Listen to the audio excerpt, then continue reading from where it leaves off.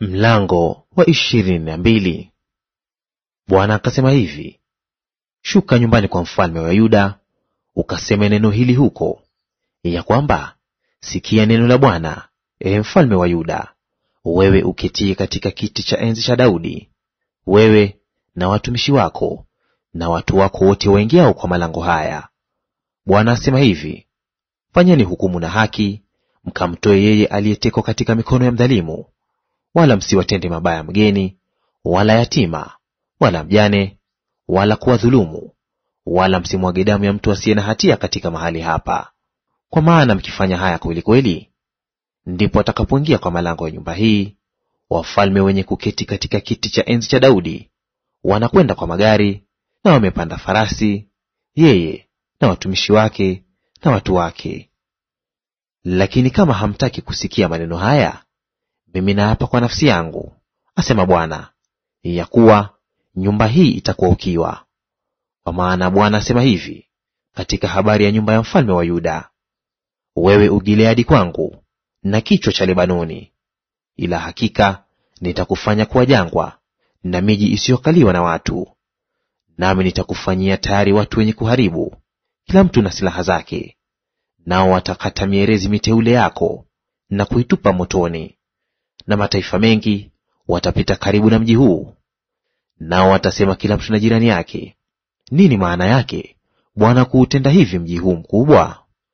Ndipo atakapojibu, ni kwa sababu waliliacha agano la Bwana Mungu wao, wakaabudu miungu mingine na kuitumikia.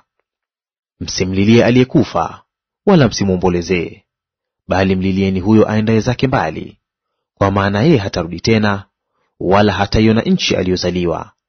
Maana Bwana asema hivi katika habari za Shalumu mwana wa Yosia mfalme wa Yuda, aliyemiliki badala ya Yosia baba yake, yeye aliyetoka mahali hapa, hatarudi huku tena, bali katika mahali pale walipomchukua mateka ndipo atakapokufa, wala hataiona nchi hii tena kamwe.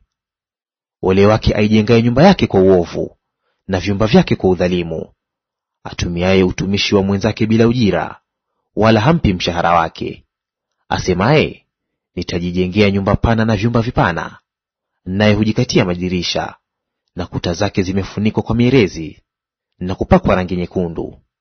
Je, utatawala kwa sababu unashindana na watu kwa mierezi? Baba yako, je, hakula na kunywa na kufanya hukumu na haki? Hapo ndipo alipofanikiwa. Alihukumu maneno ya maskini na mhitaji, hapo ndipo alipofanikiwa. Je, huko siko kunijua, asema Bwana? Bali macho yako na moyo wako hauna utakalo ila kutamani na kumwaga damu isiyo na hatia na kudhulumu na kutenda jeuri. Basi Bwana asema hivi katika habari za Yehoyakimu mwana wa Yosia mfalme wa Yuda: hawatamwombolezea wakisema, ndugu yangu, au dada yangu, wala hawatamlilia wakisema, bwana wangu, au utukufu wake. Atazikwa maziko ya punda, akibururwa na kutupwa nje ya malango ya Yerusalemu.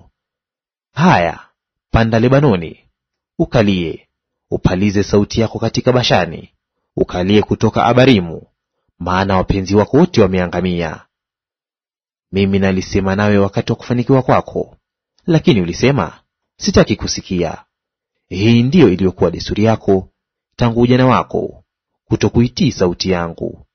Upepo utawalisha wachungaji wako wote, na wapenzi wako watakwenda kufungwa.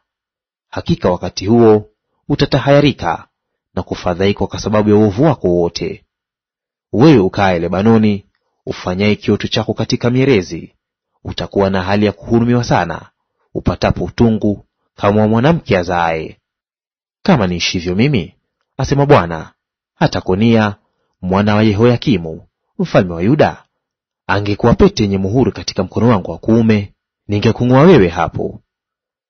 Nami nitakutia katika mikono ya watu wale wa kutafuta roho yako, na katika mikono yao unaoogopa, naam, katika mikono ya Nebukadreza mfalme wa Babeli, na katika mikono ya Wakaldayo.